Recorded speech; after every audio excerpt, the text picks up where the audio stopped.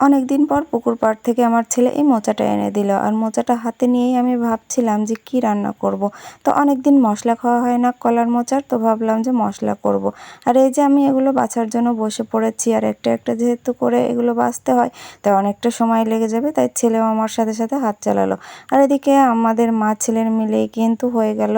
আর এই যে এখন সিদ্ধ করতে দেওয়া হলো, আর এটা আমি নামিয়ে নিয়ে বেটে নেব। তো আমি এটাকে সিদ্ধ করার পর বেটে নিয়েছিলাম। তো এর সাথে আরও কিছু জিনিস বেটেছিলাম, সেগুলো হচ্ছে সরিষা, রসুন আর হচ্ছে এই যে পেঁয়াজ কেটেছি।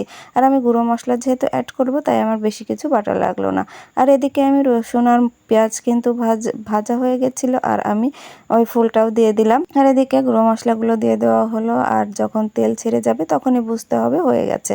এখন হয়ে গেছে, তো নামিয়ে নিলাম। দেখুন মাশাআল্লাহ কত সুন্দর হয়েছে কালারটা।